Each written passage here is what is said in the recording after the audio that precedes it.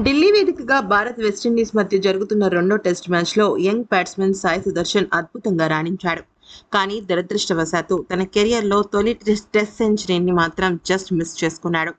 అయితే మెరుగైన ప్రదర్శనతో అందరినీ ఆకట్టుకున్న సుదర్శన్ 87 పరుగుల వద్ద అవుట్ కావడంతో తీవ్రమైన నిరాశకు గురయ్యాడు. అయితే ఈ ఇన్నింగ్స్లో ఒక చిత్రమైన ఘటన జరిగింది. సుదర్శన్కు ఫస్ట్ లైఫ్ ఇచ్చిన ప్లేయరే ఆ తర్వాత తన సెంచరీ కలను కూడా దూరం చేశాడు. అదేంటి అనుకుంటున్నారా?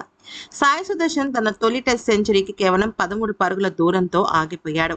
లెఫ్ట్ ఆర్మ్ స్పిన్నర్ వారికెన్ వేసిన బంతిని అర్థం చేసుకోలేక అతను ఎల్బీడబ్ల్యూగా వెనుతిరిగాడు.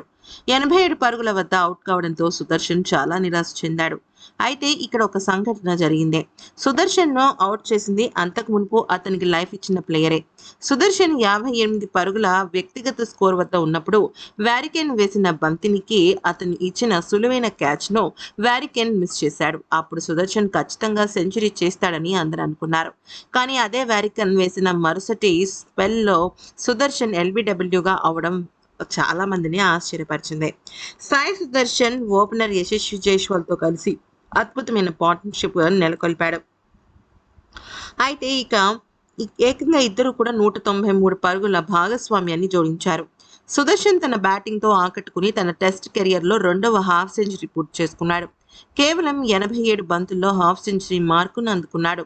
ఈ భాగస్వామ్యం కారణంగా టీమిండియా తొలి ఇన్నింగ్స్లో పటిష్టమైన స్థితికి వెళ్ళింది. సాయి సుదర్శన్ ఈ ఇన్నింగ్స్లో సెంచరీ చేయలేకపోయినా తన బ్యాటింగ్తో మెరుగైన టెక్నిక్స్ కనిపించాయి. ముఖ్యంగా తనకి చాలా అద్భుతమైన ట్రైనింగ్ ఇచ్చింది మన కెప్టెన్ శుభ్మన్ గిల్. అతని సీనియర్ కో ప్లేయర్ శుభ్మన్ గిల్ సుదర్శన్కు స్పెషల్గా ట్రైనింగ్ ఇచ్చి అతని టెక్నిక్ను మెరుగుపరచడంలో సహాయపడ్డాడు. గిల్ ఇచ్చిన ఈ విలువైన సలహా సుదర్శన్కు బాగా ఉపయోగపడింది. అయితే నిజం చెప్పాలి అంటే ఇక్కడ అతను హాఫ్ సెంచరీ మార్క్ చేరుకునే వరకు ఒక్క తప్పు షాట్ కూడా ఆడకుండా జాగ్రత్త పడ్డాడు. ఇదే శుభ్మన్ గిల్ తనకిచ్చిన అద్భుతమైన ట్రైనింగ్ అని చెప్పొచ్చు.